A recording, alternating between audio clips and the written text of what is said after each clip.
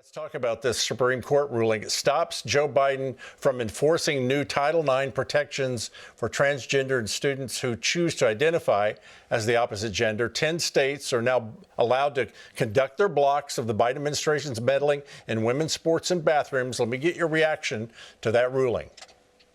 Well, this is why we have constitutional checks and balances installed in our constitutional mechanism to keep the executive branch from doing things that the legislative branch should be doing, if they should be doing them at all.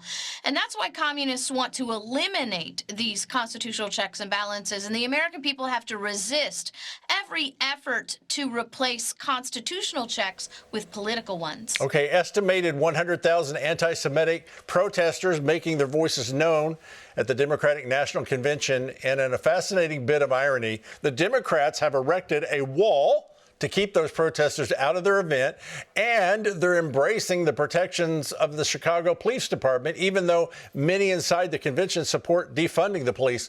So how dysfunctional is this event, and what will Kamala Harris have to give those anti-Semitic protesters to get their votes? Well, this is very typical of a communist regime, is to have different standards for themselves than for the rest of the public. And then we also have to understand that they like the drama and the conflict because communists always want to trick people into trading their liberty for security, and nothing does that better than a good, hefty disruption. So I just wonder how many illegal aliens are going to be in that audience and how much of this problem this party created for themselves. Very interesting. Okay, let's talk about this for a minute. Donald Trump's call to Ukrainian President Zelensky regarding Biden family corruption at the beginning of his presidency was actually, now it seems, 100% justified. Chris Ann, did the Democrats impeach Trump to cover up the Biden money laundering scheme?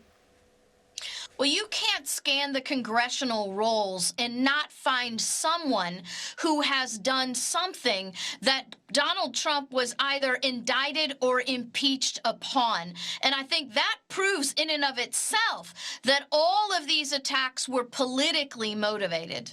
Okay, we are so close to our election, and our adversaries are attempting to hack into the nation's presidential candidates in order to influence the outcome of this November election.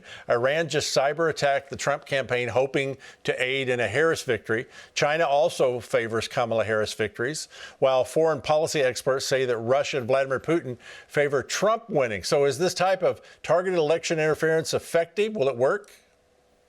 Well, I think what we really need to be asking is, why do these terrorist governments love Kamala Harris and her policies and the prospect of her being president? When we answer that question, then we'll know for sure who should not be president.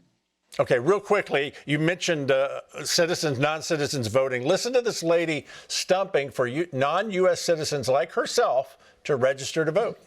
I learned that I actually can register to vote, which once I learned that, I was so excited. And if you're also a non-citizen living in D.C., I would encourage you to go to the Board of Elections website to learn more about how you can register to vote in D.C. So if you're a non-citizen who's lived in D.C. for at least 30 days, you should register to vote. Will this impact other non-citizens having elections and casting votes in this election? Well, remember, D.C. doesn't have an electoral college, so they won't go into the deciding of the president of the United States. And it's really up to the states to make sure that the Voter Registration Act of 1992 is in force, which keeps non-citizens from voting. Excellent. Chris Ann, thank you.